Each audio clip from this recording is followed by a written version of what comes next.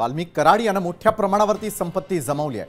कुटुंबियांच्या नावे आणि इतरांच्या नावाने त्यांना संपत्ती जमवल्याचा आरोप सामाजिक कार्यकर्त्या अंजली दमानिया यांनी केलेला होता। तसंच पुणे शहरातही वाल्मिक कराड यांना मोठ्या प्रमाणावर संपत्तीची खरेदी केल्याचा आरोप होतोय।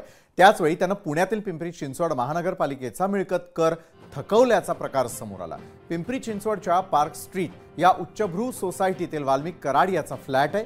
16 जून 2021 ला वाल्मिक कराड आणि पत्नी अंजली यांनी वाल्मिक कराड याच्या नावे या फ्लॅटची नोंदणी झालेली होती। मात्र तेव्हापासून वाल्मिक कराड यांना मिळकत कर थकवलेला होता। 1,55,444 रुपयांचा हा मिळकत कर थकवल्याप्रकरणी पालिकेने वाल्मिक कराडला 21 नोव्हेंबरला नोटीसही बजावली। कर थकवल्याने वाल्मिक कराडचा हा फ्लॅट सील करण्यात येणार होता। मात्र बातमी प्रसारित झाल्यानंतर कराडच्या कुटुंबियांनी ऑनलाईन पद्धतीने कर भरला। पिंपरी चिंचवड महानगरपालिकेचे कर संकलन विभागाचे प्रमुख अविनाश शिंदे यांनी या संदर्भातली माहिती दिली आहे, पाहूया। आत्ताची माहिती घेतली असता दोन्ही मालमत्ताचा मिळकत कर ऑनलाईन स्वरूपामध्ये त्यांनी भरणा केल्याचे दिसून येतं। जी मिळकत 2021 पासून ज्या मिळकतीचा कर थकीत होता त्या मिळकतीबाबत मात्र जप्ती अधिपत्र नोव्हेंबर 2024 मध्ये बजावण्यात आले होते। मिळकत कर जर थकीत भरला नसतं तर आपण जी स्थावर मालमत्ता असतो ती स्थावर मालमत्ता सील करतो आणि सील केल्यानंतरही त्या मिळकतधारकाला मिळकत कर भरण्याची संधी असते। सील केल्यानंतरही जर मिळकतधारकाने मिळकतीचा कर जर भरणा केला नाही तर शेवटी आपण शेवटचा पर्याय म्हणून त्या मिळकतीचा आपण लिलाव करतो।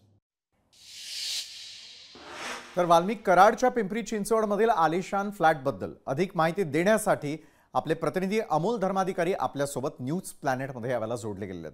अमोल, खरं तर पिंपरी चिंचवडमधील मालमत्ता असेल त्या संदर्भातली बातमी तर आपण दाखवली, त्या व्यतिरिक्त पुण्यातही अनेक ठिकाणी अशाच प्रकारे काही प्रॉपर्टीज असल्याचं देखील कळत आहे। वाल्मिक कराड प्रकरण पुणे आणि त्या ठिकाणी असलेली त्याची मिळकत थांबवलेली प्रॉपर्टी असेल किंवा इतर प्रॉपर्टी, या संदर्भातले काय अपडेट्स आहेत आपल्याकडे?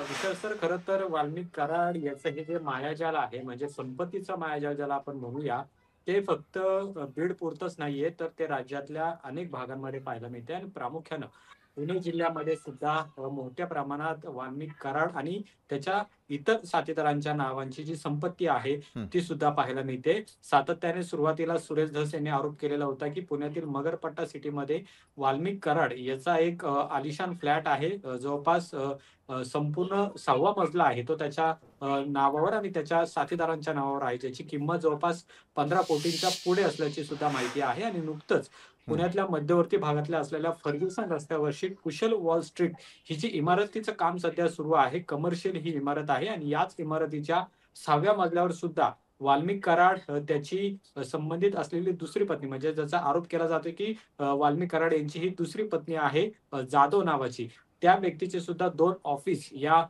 इमारतीमध्ये आहे। त्याचबरोबर वाल्मिक कराड याचे सुद्धा 3 ऑफिस यामध्ये आहे। त्याचबरोबर विष्णू चाटे याच्या नावावर सुद्धा एक फ्लॅट असल्याची माहिती समोर आलेली आहे। कालही त्याचे कागदपत्र आहेत ते समोर आलेले होते।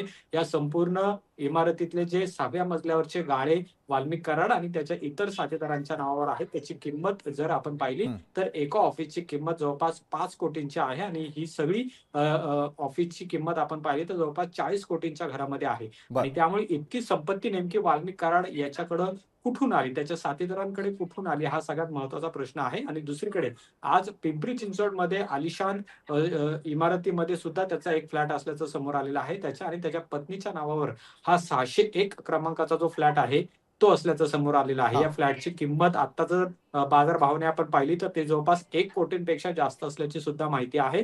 पिंपरी चिंचवड मधल्या उच्चभ्रू भागामध्ये हा फ्लॅट असल्याची सुद्धा माहिती आहे। आता हे 3 संपत्ती विष्णू आपलं वाल्मिक कराड याच्या असल्याचं समोर आलेलं आहे, पण आणखी कुठे कुठे याच्या नावावर जमिनी किंवा प्रॉपर्टी आहे हे सुद्धा पाहणं महत्वाचं आहे। बार्शी भागामध्ये सुद्धा मित्राच्या नावावर 50 एकर नावाची जी जमीन आहे ती सुद्धा वाल्मिक कराड याने घेतल्याची माहिती सध्या समोर आलेली आहे। त्यामुळे या संपूर्ण तपासादरम्यान वाल्मिक कराड याचे जे कारनामे आहेत संपत्तीचे ते अजून कुठपर्यंत जातात हे सुद्धा पाहणं महत्वाचं आहे। बरोबर आहे अमोल, संपत्तीविषयी चर्चा करत असताना मला एक प्रश्न आपल्याला विचारायचा आहे की एका बाजूला जेव्हा हाय प्रोफाईल केस म्हणून पाहिलं जातं, एका बाजूला संतोष देशमुख हत्या प्रकरण, वाल्मिक कराड संबंध आणि मग बीड आणि परळी पॅटर्न याची ज्यावेळेला चर्चा सुरू होते, व्याप्ती जर इतक्या मोठ्या प्रमाणामध्ये असेल तर ज्यावेळेला ह्या हाय प्रोफाईल केसेस समोर येतात त्यावेळेलाच कारवाई करावीशी का वाटते?